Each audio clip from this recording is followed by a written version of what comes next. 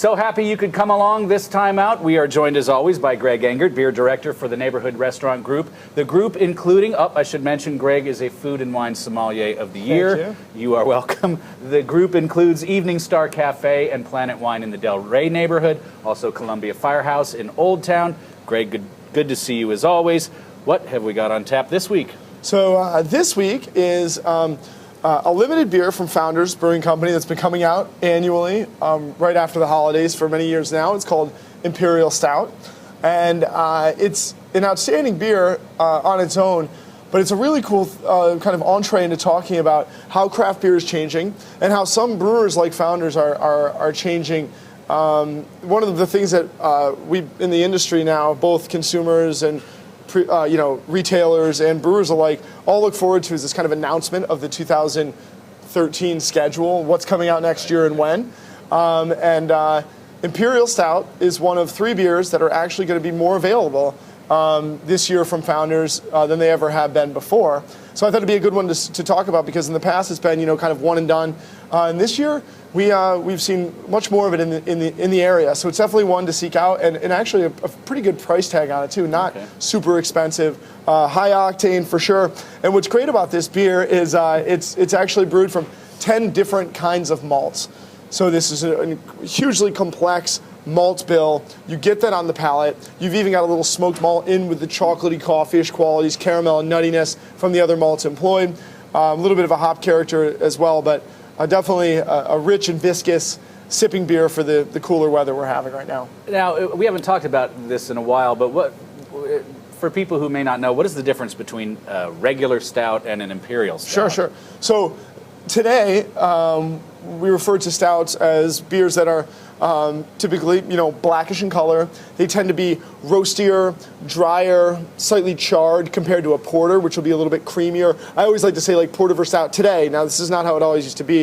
In fact, at one time, stout just stood for a stronger version of really any kind of beer in England. So you had stout porters, and then eventually they kind of got split. And today, they're not necessarily, one's not necessarily stronger than the other. But I always like to say that stouts typically are more like espresso, where porters are a little bit more like milk chocolate. I'm sorry, like latte and milk chocolate, and then stouts are a little bit more like dark chocolate and espresso. So that's a cool way to kind of differentiate those two. And then imperial stout just means way more of everything, more alcohol, more intensity of flavor across the board. Okay.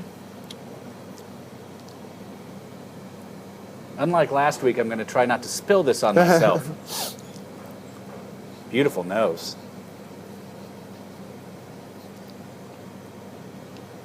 You even get that nice slight hop bite in the finish going in with the roast, the slight smokiness, vanilla cream in the nose. That is good. Now, would that be a good introduction for someone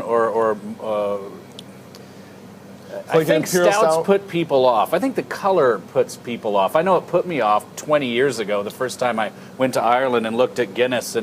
But they are as varied and different as the lightest colored beer. Right, absolutely. So, yeah, if you don't try this, you're really missing out. You're missing out. Now, I think that it is true for a long time people associated, dark beers with strength, which is actually very interesting because you look at Guinness, which is super low in alcohol, even though it's black in color. And low calories, and low calorie too, yeah. Typically, the less amount of alcohol means less calories as well. Okay. But dark doesn't mean strong, which it did. People thought that for a long time.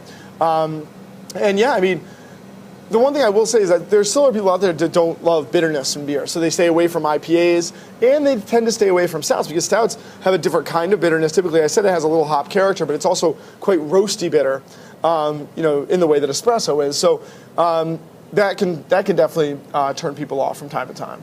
What would you pair this with?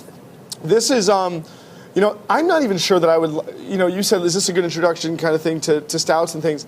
This is a dry imperial stout. And it's not to say that all imperial stouts besides this one are very sweet, but this one is definitely rich on the palate. It's not thin, it's rich, but it finishes dry. So I'd be hesitant to even do this with a lot of desserts. People typically think imperial stout's in dessert just because it's got a bitterness to it that would overwhelm a lot of desserts. So unless you had some really great dark chocolate, I'm not sure I would go dessert with this. But actually, I think this can work with only the briniest of oysters.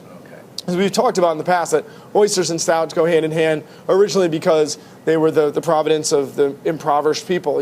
Oysters were cheap, and porters and stouts were cheap, so they drank them together, but they actually work excellently because oysters, no matter how briny, have a salty flavor to them.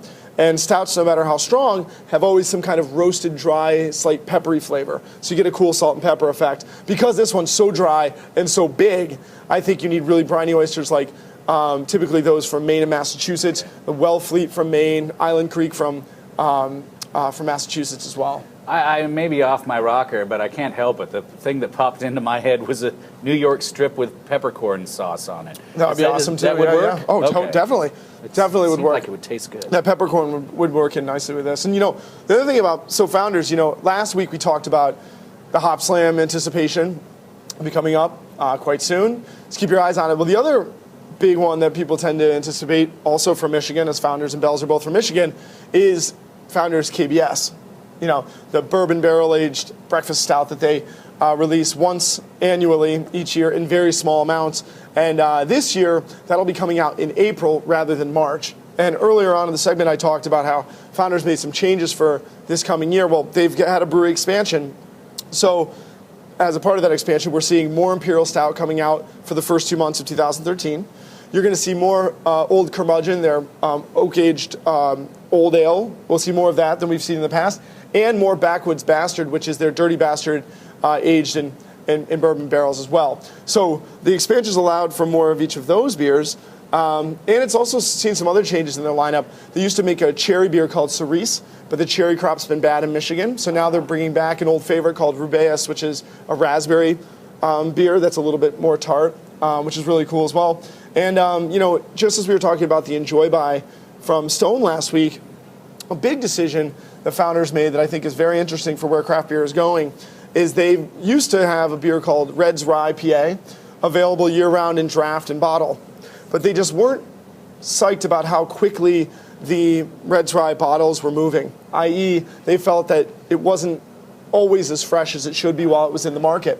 So because of this, they've actually continued with draft of it year-round because draft turns over more quickly and is typically kept fresher than bottles just based on the container. And you'll only see Red's Rye bottles for a very limited time in the fall from now on. So I think that's kind of an interesting thing that brewers are making decisions based on how fresh their beers remain rather than just what sells really well. And we are nearly at the end of January. You mentioned at the beginning here about the beer calendar that you in the industry get. And it made me think we haven't talked yet about trends for 2013, not to throw you a curveball, or if there are any that you're seeing over the horizon. What do you see 2013 being like for the craft beer world? I see. I'll tell you it's things that I'm thinking about all the time, and I think your point about the projections for the next year that come out from the breweries at the end of 2012 paint a very important picture of this. I mean, across the board, for brewers that are big or small, you're seeing more and more attention paid to occasional beers. In the old days, you'd have 3 or 4 year-rounds, and then a beer for each season. As we know, that's changed. Now there's stuff that pops up for 2 months. Some like a schedule like Founders, they've got beers like Imperial Stout, Double Trouble, Curmudgeon, Backwoods Bastard that come out in 2-month intervals. So occasional, not the same as seasonal. Exactly, right, not. Okay. Yeah, and it can even happen annually. But like, for instance, Flying Dog last year had their Brewhouse Rarity Series, and this year even more aggressive came out. And they've got a list of a huge amount of beers coming out in very small batches throughout the year, and most of them are complete new beers from Flying Dog they'd never made before. So what also is happening as a result of that is some brewers are just cutting brands. Some brands they've had as year-rounds for a long time. I think the idea is that even if you're an established large brewer, you're realizing that you're still bread and butter with your year-round beers, but that the consumer is wanting to see new things on the shelves every day, and that brand loyalty will extend beyond the flagships. So, if somebody loves Dogfish Head, which I see all the time, they're one of the biggest brands that people just love Dogfish Head, kind of beyond what particular flavor you're offering. Go-to. Yeah, you'll see with them, it's like, they're going to always love the 60 and 90 minute, but they're going to give any and all occasionals from Dogfish Head at least a shot. Right. So it's in their benefit to keep feeding the people what they're looking for.